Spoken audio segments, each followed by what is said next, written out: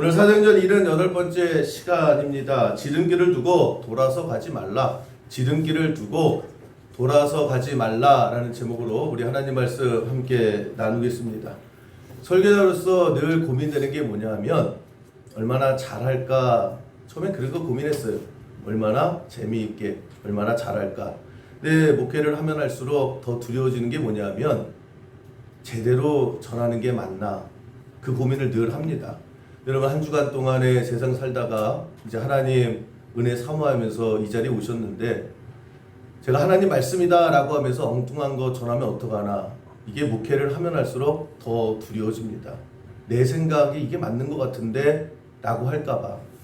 내가 이렇게 됐으면 좋겠다. 내 생각을 가지고 하나님 말씀을 이용하지 않을까. 이게요, 저도 철이 드나 봐요. 그 목회를 하면서 더 확인합니다. 계속 확인하고 이것이 진짜 하나님께서 주시는 메시지가 맞는가. 그 일주일 동안 늘 그 고민을 하고 살아갑니다. 특별히 이번 주는 그게 좀 더 심했던 것 같아요. 지름길을 두고 제가 고민을 많이 했습니다. 지름길이 있죠. 그럼 같은 길도 여러 가지 길이 있잖아요. 뻔히 우리가 지름길이 뭔지 알죠. 그럼 지름길로 저는 그렇습니다. 똑같은 길이 있으면 지름길이 뭐예요? 빠른 길이잖아요. 빠른 길로 오고 싶어요. 그리고 빠른 길로 가요. 근데 이게 과연 맞는 건가? 그래서 제가 이번 주에는 책을 좀 많이 봤습니다. 그래서 지름길 검색을 해서 지름길에 대한 책들이 많이 있더라고요. 근데 한 10권 중에 8, 9권은 제목이 거의 같은 그런 부류입니다. 뭐냐면 제 생각과는 다르더라고요. 지름길은 필요 없다. 나는 지름길 좋아하는데. 지름길을 좋아하지 말라. 제가 되게 저하고 반대되는 것 같아요. 지름길을 좋아하지 마라. 지름길 필요 없다. 그리고 오늘 설교 제목이 여기서 나온 건데 어떤 책 제목을 보니까 지름길을 두고 돌아서 가라. 제가 그 책을 딱 보자마자 왜? 지름길이 있는데 왜? 왜 돌아서 갈까? 그리고 이런 책도 있더라고요. 인생에 지름길은 없다. 제 생각이 있는 것 같거든요. 빨리 가는 길이 있고 돌아서 가는 길이 있는 겁니다. 그래서 제가 이 한 주간 동안에 이거 가지고 굉장히 많이 씨름을 했습니다. 이게 지름길이 있나 없나. 근데 아무리 생각해도요. 어딜 가도 지름길은 있고 돌아서 가는 길은 있어요. 인생도 마찬가지다라고 하는 것입니다. 있긴 있는 것 같아요. 그러면 두 번째. 그래서 이 지름길이 나쁜 건가? 이거 가지고 고민을 많이 했습니다. 이게 하나님의 뜻이 아닌가? 근데 나쁜 것 같지가 않아요. 그것도 길이잖아요. 그래서 저가 자꾸만 계속 고민을 했습니다. 내 눈에는 뻔히 지름길 같이 보이는데 이게 가지 말아야 되는 건가? 가야 되는 건가? 이런 길에는 그냥 일반 길이 있고 크게 두 가지로 나눈다라고 하면 지름길이 있어요. 빠른 길, 그리고 가로지르는 길, 그리고 애움길이라고 있더라고요. 애움길이 뭐냐면 삥 돌아서 가는 길이에요.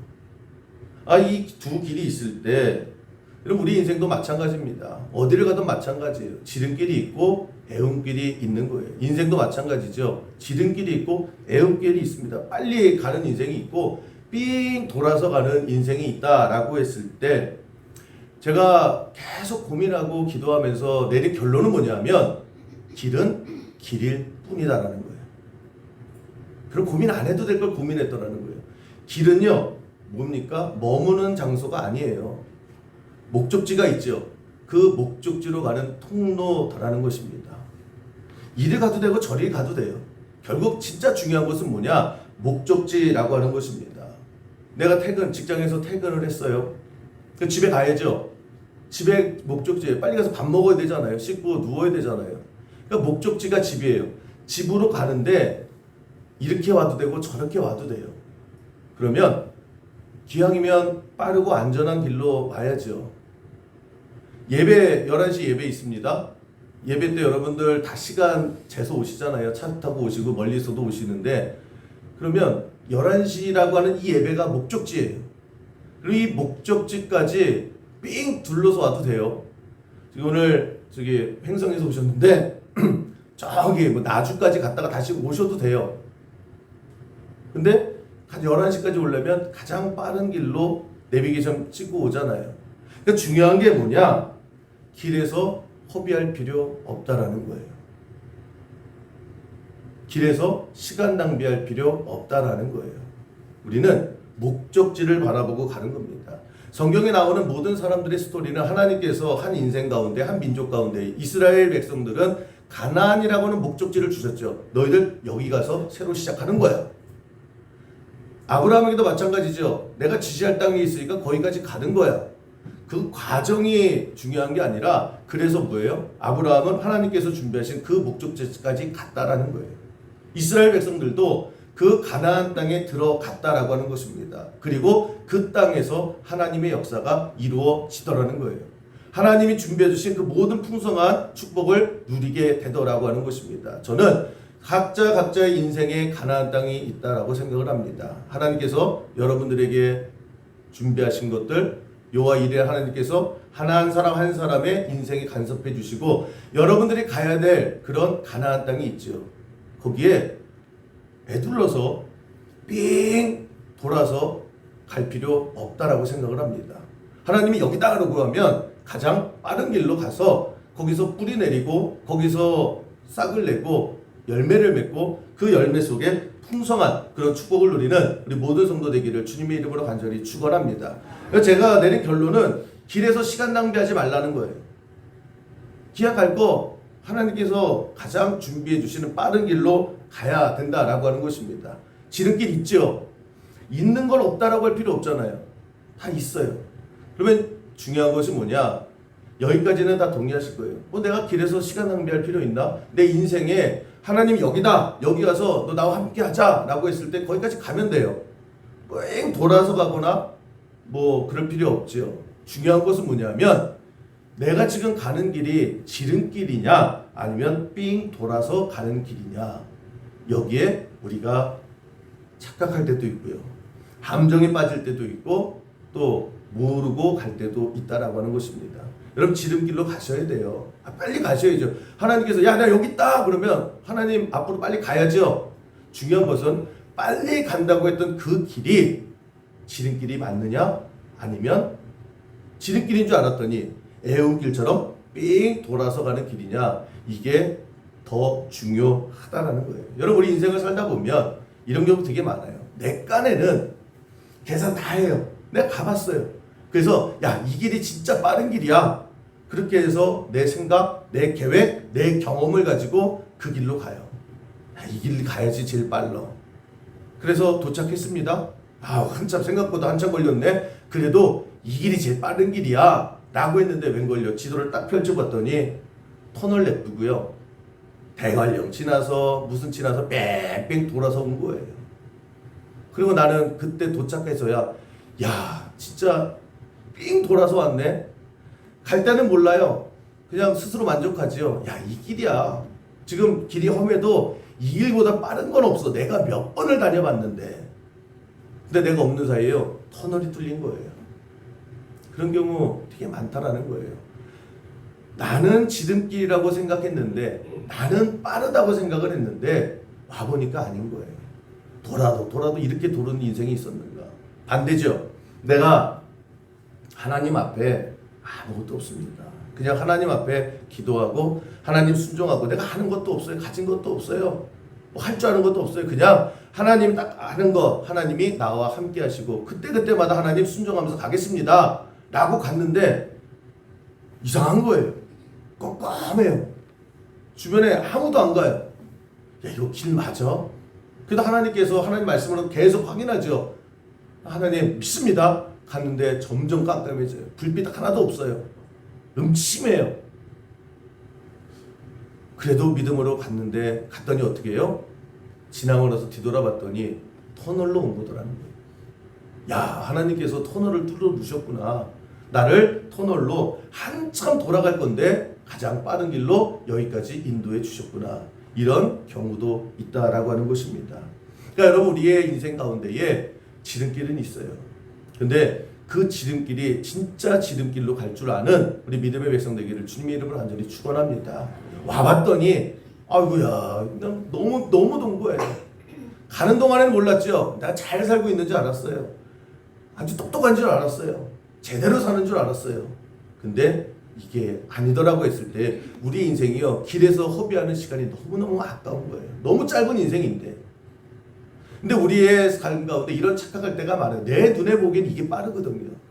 내 눈에 보기엔 이게 확실하거든요. 저 길이 아닌 거예요. 아, 저 길로 가면 저거 안 되는데. 근데 그 길이 맞아요. 그 스티븐 킹이라는 유명한 작가가 있습니다. 그래서 이제 제자들이 많아요. 어떻게 하면 당신처럼 이렇게 훌륭한 작가가 될 수 있습니까? 그래서 책을 한 권 썼어요. 하도 사람들이 물어보니까 그 유혹하는 글쓰기라고 하는 이제 작가를 희망하는 사람들에게 이제 글 어떻게 쓰라 이게 나오는데 되게 짧은 글입니다. 짧은 책인데 내용은 딱 하나예요. 많은 사람들이 정말 작가가 뭐예요? 글 쓰는 사람인데 훌륭한 그런 작가, 글 잘 쓰는 작가가 되기를 원한대요. 그래서 나에게 뭐 물어본대요. 어떻게 하면 그렇게 글 잘 수 있습니까? 자기의 대답은 딱 하나밖에 없더라는 거예요. 많이 읽고 많이 써라. 그게 제일 빠른 길이다. 그게 작가가 되는 지름길이다. 근데 사람들이 그렇게 안 한다라는 거예요. 예를 들면 여러분 자녀들 중에 나 작가가 되겠습니다. 좋아요. 그래서 이제 그 다음부터 작가 된다고 방에 들어가요. 뭐 하나 이렇게 뭐 방구석에서 나오질 않아요. 뭐 살짝 열어서 이렇게 보죠. 뭐예요? 누워가지고 끼끼거리면서 책 읽고 앉아 있어요. 속 터지죠. 그다음 또 뭐 하나 봤더니 또 그냥 엎어져가지고 뭐 글씨 쓰는 건지 뭔지 그러고 그게 1년, 2년 반복이 돼요. 부모 입장에서 환장하지요. 저거 뭐가 되려고 그러나? 저거 어떻게 하려고 그러나? 상백수도 그런 상백수가 없다라는 거예요. 그런데 그렇게 한심해 보이는 그 길이 오히려 작가가 되는 가장 빠른 지름길이라는 거예요. 많이 읽어야죠. 작가가 많이 읽어야죠. 많이 써봐야죠. 어느 세월에 네가 책 읽고 어느 세월에 네가 글씨 써서 작가가 되냐? 근데 그거보다 빠른 길은 없다라는 거예요. 그런데 사람이 보기에는 안 될 것 같은 거예요. 저게 될까? 근데 다른 자녀를 보면요, 작가가 되겠대요. 그러면서 정말 유명한 사람 작가 따라다니고 뭐 여기저기 뭐 출판사 쫓아다니고 그냥 아침부터 저녁까지 돌아다니는 거예요. 어떻게 작가가 될까? 어떤 사람 어떻게 살아가나? 그냥 아침부터 밤늦게까지 계속 돌아다니고 열심히 다녀요. 부모 입장에서 기대가 되죠. 저놈이 정신 차렸네. 뭔가 진짜 해보려고 하나 보다. 근데 막상 작가가 되기에는 한참 돌아도 도는 거예요. 왜? 내가 뭐 읽어봤어야 쓰죠. 써봤어야 쓰죠. 근데 우리 눈앞에 보기에는 정반대로 보이는 거예요. 많이 읽고 많이 쓰면 쓸수록 늦춰지는 것 같아요. 백수 같아요. 할 일 없는 것 같아요. 뭔가 사람 쫓아다니고 여기저기 들쑤시고 다니면 뭔가 열심히죠. 그런데 아니더라는 거예요. 그러니까 우리는 착각해요. 내 눈에 빨라 보이는 게 지름길이고 내 눈에 한심해 보이는 것이 애움길이다라고 생각을 하는데 아니더라는 거예요. 여러분 늘 이를 악물고 잘 살려고 합니다. 그래서 바쁘게 살아요. 여기저기 뛰어다녀요. 그렇다고 그것이 지름길이 아닐 때가 너무나 많아요. 그리고 우리는 후회하죠. 이게 아니네. 이게 아니네. 내 인생 돌아봤더니 너무 많이 허비한 거예요. 안타까운 거예요. 근데 하나님 말씀에 매일 묵상해요. 하나님 주신 말씀 하나하나 소중히 여겨요. 그리고 들어요. 하나님 말씀대로 순종하면서 걸어요. 한참 돌아가는 것 같아요. 이거 하나님 말씀 들어서 이거 안 될 것 같은 거예요. 그런데 가보면 모든 신앙의 선조들이 하는 말씀이 이거예요. 하나님 말씀 당장에 이거 너무 힘든 거예요. 너무 어려운 거예요. 이거 길이 아닌 것 같은 거예요. 왜 큰 길 놔두고 왜 좁은 길로 가라 그러는 거예요. 그런데 가봤더니 순종해서 하나님 믿고 가봤더니 뒤돌아봤더니 이게 진짜 하나님 만들어주신 고속도로였구나. 이게 지름길이었구나. 이 모습이 있는 우리 수영교 모든 성도 되기를 주님의 이름으로 간절히 축원합니다. 그래서 기도하고 그래서 말씀입니다. 여러분 인생이 내 계획대로 안 사라져요. 내 뜻대로 그려지지가 않아요. 그거는 모든 사람이 모든 시대에 똑같이 하는 말입니다. 나는 어릴 때부터 꿈꿔왔던 대로 차근차근 밟아서 난 여기까지 잘 왔어. 내가 그리는 대로 짝짝 다 그려졌어 라고 하는 사람 없어요. 엉뚱한 데가 있어요. 다 보면. 제 고등학교 때 그 같은 반 친구가 있었는데 이 친구는 옛날 성경은 되게 두꺼웠잖아요. 그 두꺼운 성경을 가방에다 넣고 다니는 게 항상 들고 다녔어요. 항상. 이거 목사님 흉내내는 것 같긴 한데 요즘 목사님은 이렇게 안 들고 다닙니다. 여러분 아실 거예요. 저는 웬만큼 신방을 가면 5대5로 성경책을 그 집에 넣고 와요. 아주 유명합니다. 그래서 주일날 감사합니다 받고 얘 처음에는 창피했는데 이제 창피하지도 않아요. 하도 그래서. 이 친구는요 내 성경책을 이렇게 품고 다녀. 아직도 손해요. 이름도 생각나요. 김초로라고. 이 친구는요 학교 딱 오면 성경부터 읽어요. 잠언을요 매일마다 1일이면 1장 5일이면 5장을 쫙 읽고 시작을 해요. 그리고 쉬는 시간이나 아니면 점심시간에 그 친구 몇명 해가지고 막 통성으로 기도를 해요. 그래서 별명이 목사예요. 목사. 그래서 매일마다 김 목사님 그렇게 불렀거든요. 그래서 이 친구가 신학대 갔을까요? 안 갔을까요? 갔어요. 지금 그래서 목사님 됐을까요? 안 됐을까요? 평택에서 부동산이에요. 평택에 아파트 필요하신 분은 저에게. 근데 그 옆에서요 거의 놀리는 거죠. 아유 김 목사 그 불렀던 그 친구는 지금 어디 있는지 아세요? 여기 와 있어요. 야 목사님 저런 친구들이 목사님이 되는구나 라고 생각을 했거든요. 난 그래서 야 목사님은 고등학교 중학교 때부터 다르구나. 매일마다 목사야 그랬어요. 여러분들이 저를 그렇게 부르죠 지금. 그러니까 인생이요 서로 엉뚱한 데 가 있는 거예요. 그러니까 생각한 대로 사라지지 않아요. 삐쩍 마른 친구가 있거든요. 너무 말랐어요. 그래가지고 멸치. 늘 소원이 뭐냐면 이상형이 뭐냐면 자기가 이렇게 말랐기 때문에 그 반대의 이성을 좋아하더라고요. 퉁퉁한 여자를 좋아해요. 근데 데이트할 때 늘 퉁퉁한 여자랑 이렇게 하더라고요. 통통한 여자.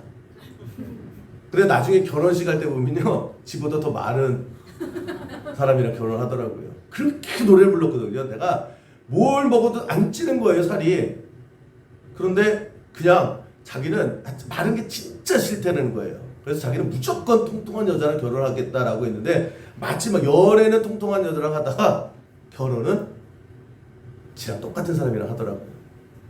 그러니까 내 생각대로 사라지지 않아요. 그렇다고 우리가 잘못 산 겁니까? 아니에요. 여러분 지금 내가 엉뚱한 곳에서 엉뚱한 일을 하고 엉뚱하게 살아가는 것 같죠? 그럼 그게 잘못 산 거예요? 아니에요. 뭐가 잘못 살아요? 원래 다 그렇게 살아가는 겁니다. 거기에 우리가 어떻게 해석을 해야 되느냐? 하나님의 인도하심이 여기까지 나와 함께 했다라는 거예요. 그래서 이사야서 64장 8절 우리가 이 말씀을 알지요? 우리는 진흙이요 주는 토기장이시니 우리는 다 주의 손으로 지으신 것이니이다. 살아보니까 우린 진흙이다라는 거예요. 토기장이가 뭐예요? 진흙 갖고 만드는 사람을 토기장이지요. 그러니까 우리의 인생을 많은 사람들의 인생을 쭉 봤더니 결국 진흙이 나 밥그릇 될 거야 라고 해서 밥그릇 되는 게 아니더라는 거예요. 나는 도자기 될 거야. 그래서 진흙이 용 쓴다고 도자기 되는 게 아니더라는 거예요. 우리 인생을 누가 만들어요? 하나님께서 만드시더라는 거예요. 야 이거는 밥그릇으로 좀 만들어서 너 밥그릇 써야 되겠다. 야 얘는 도자기로 만들어야 되겠다. 얘는 뭐를 접시로 만들어야 되겠다. 토기장이가 그 흙에 맞춰서 하나씩 만들어 가시는 것이 우리의 인생이다라고 하는 고백이에요. 그러니까 여러분 우리가 내가 도자기가 되고 싶었어요. 그런데 밥그릇이 됐어요. 내가 잘못 썰어서 그렇게 된 게 아니다라고 하는 거예요. 낙심할 필요 없다라는 거예요. 내가 어떠한 선택을 잘못해서 이 꼴이 됐다라는 게 아니에요. 우리는 어떻게 시선을 바라봐야 되느냐? 내 인생 가운데에 내 뜻이 아니었어요. 내 의지가 아니었어요. 그런데 거기 누가 강력하게 역사하셨다고요? 하나님이 여기까지 인도해 주셨다라는 거예요. 저는 하나님 믿고 살아가는 여러분들이 살아온 과거에 대해서 스스로를 미워하지 않았으면 좋겠어요. 스스로를 후회하지 않았으면 좋겠어요. 왜냐? 하나님 없이 생각하면 안타까운 거예요. 야, 내가 그때 여길 갔어야 되는데, 야, 내가 그때 저 사람하고 만났어야 되는데, 내가 인생만 돌이킬 수 있다면 뭐가 빠져요? 내 인생 지금부터 하나님이 함께 하시는 게 아니에요.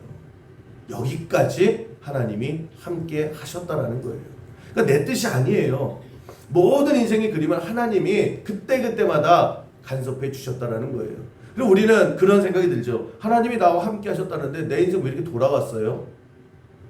내 인생 왜 이렇게 가다가 멈췄다 쓰러졌다 멈췄다가 왜 그래요? 왜 인생 뺑길에서 허비하겠어요? 우리 하나님 앞에 그렇게 따질 수 있잖아요.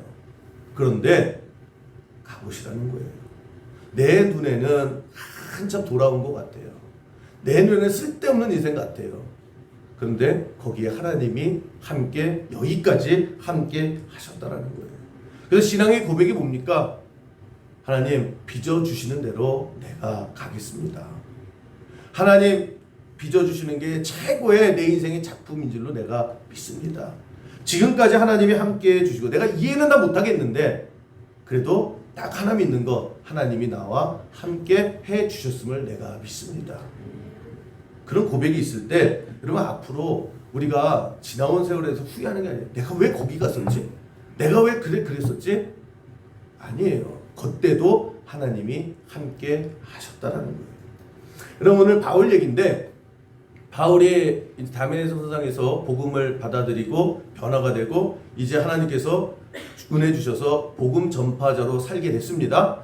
그때에 바울이 첫 번째부터 고백한 게 뭐냐면 나는 로마로 가고 싶다예요. 저기 심장인 로마에 가서 하나님을 증거하고 싶습니다. 하나님께서 그래서 뭐라고 얘기해요? 네가 로마로 가리라. 신났죠? 그래서 이제 이 바울이 로마로 가려고 그랬어요. 처음부터 로마로 생각했단 말이에요.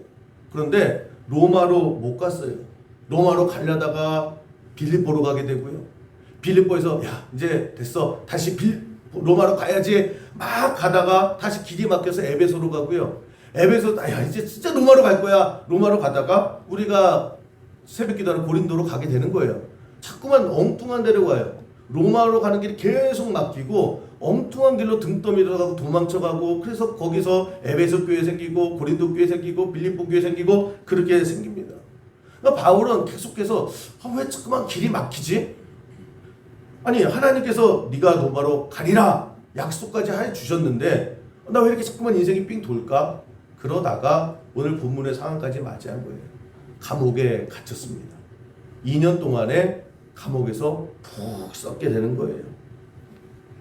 이 바울의 입장에서는 헷갈리죠. 아니 로마로 가고 싶고 로마로 간다고 했는데 왜 가는 길마다 막혀서 엉뚱한 데 가고 또 엉뚱한 데 가고 이제는 그 길마저 막혀서 내가 감옥에 갇힙니다. 아무 데도 못 가게 되는 거예요. 그럴 때 어떤 생각이 들까요? 잘못되는 거 아니냐? 아니면 하나님 이거 응답이 왜 이렇게 늦으세요? 아니 내가 로마로 가고 싶은데 왜 이렇게 길이 안 열려요? 막 속 터지고요. 여러 가지 많은 고민이 있지 않겠습니까? 이거 아닌 것 같은데 야 2년 이 긴 세월 이 세월 이거 아까워서 어떻게 하나님께서 왜 이렇게 나를 버리시는 걸까? 수만 가지 생각이 있을 수 있어요. 그런데 이 바울의 인생을 딱 우리가 떨어져서 한번 보면 바울이 감옥에 갇히는 그 상황 속에 무슨 일이 일어났냐면 유대인들이 이제 바리새인 이런 사람들이 바울이 너무 싫은 거예요. 그래서 어떻게 합니까? 저거 죽여야 되겠다. 그래서 사람들에게 선동을 해요. 그 선동에 의해서 바울은 사회 악이 돼요. 그래서 40명의 결사대가 조직이 돼요. 딱 하나예요. 우리는 바울의 목을 딴다. 바울을 반드시 죽인다. 그러면서 얼마나 확실하게 했냐면 우리가 바울을 죽이기 전까지 먹지도 않을 거야. 자지도 않을 거야. 마시지도 않을 거야. 바울을 죽이고 우리도 죽는다. 그러니까 요즘에 중동 무슨 뭐 이런 거 있잖아요. 결사단체 이런 모습이 된 거예요. 그리고 바울을 죽이러 떠났습니다. 야 바울 어딨냐? 다 해서 이제 디데이예요. 바울 어디 있대더라. 저거 죽여야 되겠다. 라고 40명의 결사대가요. 다 죽인다. 라고 하는데 웬걸요? 갑자기 로마 군인들이 나타나요. 체포해 가네요. 그러니까 닭 줬던데 지붕 쳐다본다고. 근데 멍하니 쳐다본 거예요. 너 우리 저거 죽여야 되는데 로마 군인이 잡아가는 거예요. 재판장으로 가버리네요. 그래서 못 죽였다고요. 에이 나오겠지. 나올 거야. 나오면 나오는 대로 죽이자. 기다리고 있었다고요. 근데 웬걸요? 감옥으로 들어가는 거예요. 금방 나오겠지. 네요. 2년 동안에 재판 6번 받아요. 보니까 이게 그냥 감옥에서 죽을 것 같은 거예요. 그래 그 결사대가 야 우리가 안 죽여도 쟤 죽게 생겼네. 그리고 그냥 뿔뿔이 흩어져요. 어떻게 보면 감옥이요. 바울을 살리는 보호구역이 됐더라는 거예요. 그 2년이 지났어요. 그리고 이제 로마로 압송이 됩니다. 이 소식을 들어요.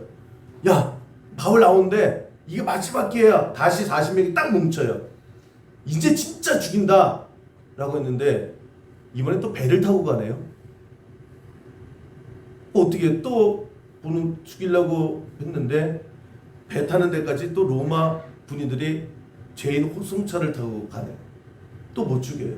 그래서 로마로 가장 안전하게 걸어갔으면 되게 오래 걸렸을걸요. 또 배를 태워줘서 배 타고 가요. 그리고 로마에 들어가고 그 감옥 안에서 간수 만나게 되고 로마의 그런 성령의 역사를 이루게 되더라는 거예요. 큰 그림을 보면요. 근데 하나하나를 끊어서 보면요. 우리가 바울이었다라고 하면 하나님 안 보이잖아요. 아니 내가 하겠다고 하는데 계속 막혀요. 막히고 내가 엉뚱한 데 있고 고린도에 왜 와 있는지 에베소에 왜 와 있는지 갈라디아에 왜 와 있는지 모르겠어요. 그런데 다 듣고 봤더니요. 배 타고 돈 하나도 안 들이고 나 죽이겠다는 사람들 다 호위받으면서 로마에 그렇게 들어가게 되더라는 거예요. 내 느낌에는 한참 돌아가는 것 같지요. 내 느낌에는 길이 끊긴 것 같지요. 그런데 거기에 하나님의 역사심이 있더라는 거예요. 그래서 이 바울이 로마에 가서 이 고백을 어떻게 하느냐? 로마서 8장 28절. 그래서 이 배경 속에 이런 고백이 나오는 거예요. 우리가 알거니와 하나님을 사랑하는 자, 곧 그 뜻대로 부르심을 입은 자들에게는 모든 것이 합력하여 선을 이루느니라. 야, 나도 내 인생 정말 꼬이는 줄 알았어. 나 로마 못 오는 줄 알았어. 하나님이 약속하시고 안 되는 줄 알았어. 나 살아온 거 봐봐. 엉뚱한 대로 자꾸 하고 내가 감옥에 2년 동안 있었다니까. 그런데 그 모든 것들을 합력하여 하나님께서 가장 빠르게, 가장 확실하게, 가장 안전하게 나를 로마로 인도해 주시더라는 거예요. 이 고백이 바울의 인생의 고백뿐만 아니라 우리 인생에도 그대로 적용된다라는 거예요. 우리는 하나만 믿고 살아가면 돼요. 내 지혜보다, 내 의지보다, 내 눈보다 하나님께서 여기까지 이끌어온 길이 가장 좋은 길이에요. 앞으로 우리가 어떻게 가야 되느냐? 하나님 믿고 가면 돼요. 하나님 믿고 가는 길이 결국 내가 당장 하나하나는 이해를 못해요. 그러나 그것이 지름길이고 그것이 고속도로라는 거예요. 그래서 우리가 뭐가 필요해요? 믿음만 있으면 돼요. 하나님 믿습니다. 내 인생 하나하나 설득 안 돼도 하나님이 가장 빠른 길로 하나님이 목표점에 나를 이끌어 주실 줄 믿습니다. 이 요셉이 그렇잖아요. 여러분 요셉 우리가 늘 하는 얘기잖아요. 17살에 갑자기 형들이 노예로 팔아버립니다. 인생 꼬이죠. 이집트로 이스라엘 사람이 가나안 땅에 있던 사람이 이집트로요 노예로 팔려가요. 어떻게 살아보려고 했는데 누명 써서 감옥까지 가요. 13년을 그렇게 살아갑니다. 노예로 있다가 감옥으로 있다가. 여러분 이 13년의 이 17살 고등학교 1학년 2학년 아이가 30살 될 때까지 그렇게 빛 한 번 제대로 못 보고 살았다라고 생각을 하면 무슨 생각이 들까요? 야, 내 인생 꼬였다. 내 인생 빛이 없다. 엉뚱한 나라에 와가지고 내가 이 팔자가 이게 뭔가 희망이 없지요. 그런데 보세요. 우리 알잖아요. 30살에 꿈 해몽하고 애굽의 총리가 돼요. 그때 나이가 30살이에요. 보세요. 하나님께서 이 요셉이라고 하는 사람의 목적지가 어디예요? 애굽의 총리의 자리예요. 그 총리의 자리를 통해서 다시 역사를 이루시죠. 그런데 하나님이 개입하지 않으셨다라고 하면 30살에 그 이방 사람이 애굽의 이집트의 사람에서 볼 때는 외국인이잖아요. 이 외국인 30살 20살짜리 이 청년이 어떻게 세계 최강대국의 총리가 될 수 있겠냐고요. 안 돼요. 하나님께서 노예로, 그 노예에서 감옥으로, 그 하나하나의 만남을 통해서 하나님께서 이끄셨을 때 가장 빠른 길로 인도해 주셨다라는 거예요. 그때 요셉이 어떻게 살아갑니까? 불평하는 게 아니에요. 원망하는 게 아니에요. 내가 잘못 살았네. 그런 거 없어요. 하나님의 인도하심을 내가 믿습니다. 그래서 이 유혹할 때도 딱 하나잖아요. 내가 하나님이 보고 계시는데 내가 어떻게 죄를 짓겠습니까? 여러분, 우리가 이런 얘기를 많이 들어요. 근데 우리는 막상 내 인생이 적용이 되면 못 기다려요. 못 기다려요. 불안해하고 후회하고 내가 머리를 짜내고 내가 뭔가를 해야 되고 그래서 내 뜻대로 해버려요. 속 터져서 불안해서 이대로 있다면 망할 것 같아서 그러다가 한번 보세요. 그래서 어긋나요. 못 믿어온 거예요. 내가 감옥에 있으면 안 되는 거예요. 그러다가 나중에 보면요. 그 내 뜻대로 한 만큼 뒷수습하다가 또 길에서 헤매는 때가 너무나 많아요. 여기까지 하나님께서 인도해 주셨잖아요. 그러면 앞으로도 하나님께서 나를 인도해 주실 줄 믿습니다. 허비된 시간이라는 게 없어요. 하나님을 놓고 보면요. 여러분 잘못 산 사람 하나도 없어요. 야, 내가 그때에 5년이란 이 시간에 내가 왜 거기서 썩고 앉아 있는가? 요셉은 13년 썩고 있었어요. 그 마우리치오 폴리니라고 하는 그 이탈리아 그 피아노 반주자가 있답니다. 현존하는 지금까지 살아있는 가장 그 최고의 피아니스트라고 하는 그런 평가를 받는 분이라고 하는데 이분의 평가를 이래요. 사람들이 그의 연주를 들으면 심장이 뛰기 시작한다. 나는 박명훈 지사님이 쳐도 막 심장이 뛰는데 이분이 1942년생이세요. 근데 그 이력이 화려합니다. 18살에 그러니까 태어났을 때부터 피아노를 쳤대요. 근데 잘 친 거예요. 피아노 천재예요. 영재예요. 너무나 잘 친 거예요. 18살 때 쇼팽 국제 뭐 피아노 콩쿠르라는 게 있는데 그 되게 유명한 건가 봐요. 근데 거기서 우승을 해버린 겁니다. 18살짜리 아이가. 근데 갔는데 근데 그 루빈스타인이라고 하는 분이 그 심사위원장이었는데 딱 이렇게 얘기한 거예요. 심사위원 중에 뭐 다 난다긴다 하는 사람들이잖아요. 내가 보기에 심사위원 중에 이 폴리니만큼 칠 수 있는 사람은 없다. 그러니까 우리가 평가할 수 있는 수준이 넘치는 아이다. 그래서 전원 만장일치로 그 쇼팽 콩쿠르에서 우승을 한 거예요. 그래서 사람들이 100년에 한 번 나타나는 영재가 나타났다 하면 난리가 난 거예요. 근데 항상 늘 말씀드리지만 조기의 성공은 좋은 게 아닙니다. 실패 하나도 없이 성공만 하면 꺾여요. 이 16살짜리 아이가 이 관심과 이 기대를 감당하지 못하는 거예요. 그래서 도망쳤습니다. 아무도 모르는 애 도망친 거예요. 피아노 다 끊어버린 거예요. 그리고 뭘 했느냐? 태어났을 때부터 피아노 쳤다는 거예요. 피아노밖에 모르는 피아노 기계처럼 사는 게 진절머리가 나서 내가 피아노 소리 없는 데서 산다. 그래서 등산 가고 아니면 뭐 자전거를 그렇게 좋아했대요. 자전거 타고 마라톤도 했답니다. 뭐 그렇게 세월을 보낸 거예요. 마라톤 했다가 영어 갔다가 사람들 만났다가 체스가 그렇게 좋았대요. 사람들 만나서 서양 장기죠. 장기 이렇게 두는데 장기는 뭐 굉장히 수준급이었다 이렇게 얘기를 하는데 그러면서 그냥 사람 만나는 게 그렇게 좋더라는 거예요. 뭐 일용직 노동직도 해보고 아르바이트도 해보고 그냥 그렇게 살았습니다. 10년 동안 빙둥빙둥 산 거예요. 그러다가 10년이 딱 지나고 나서 어느 순간에 다시 피아노가 너무 치고 싶더라는 거예요. 그래서 돌아왔답니다. 돌아와서 그러면 이제 여러분 10년을 피아노를 한 번도 안 치면 손이 다 굳었을 거 아니에요. 옛날 실력이 안 나오지 않습니까? 사람들이 기대를 안 했대요. 야, 넌 늦었어. 너 10년 동안에 그 뻘짓하고 나서 네가 뭐가 되겠냐? 다들 쳐다보지도 않았다는 거예요. 근데 피아노를 치는데 그래요. 뭐라고 얘기했냐? 그때 나온 거예요. 그의 연주를 들으니까 사람들의 심장이 뛰고 그의 연주를 들을 때 심장이 터지는 것 같더라. 사람들이 들으면서 다 감동을 하는 현존하는 최고의 피아니스트다 이렇게 얘기를 하더라고요. 그러니까 그분이 피아노를 치면은 피아노가 아니라 인생을 느껴진다는 거예요. 여러분들이 그렇게 잘 반응 안 할 줄 알아서 좀 이따가 이제 모셔서 한번 들어볼 겁니다. 근데 보세요. 사람들이 다 뭐라고 얘기했냐면, 야, 10년 동안에 너 이거 뻘짓한 거야. 너 10년 동안에 너 그거 손 다 굳어버렸어. 그런데 이 폴린이라는 사람이 하는 얘기가, 그 10년이 내 인생에 100년의 값어치가 있다. 사람들을 보게 됐다는 거예요. 피아노가 보이는 게 아니라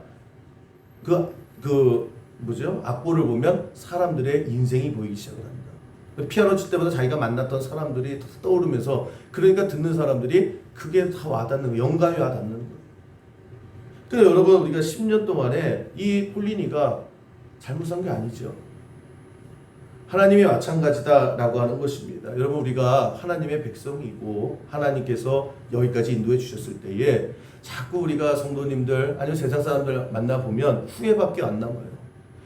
그 청춘을 내가 엉뚱한 데 가가지고 내가 허비했다고.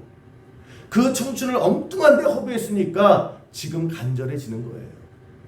지금 내가 그때에 세상 말하는 뻘짓을 했으니까 이제 무엇이 값어치 있는지를 아는 거예요.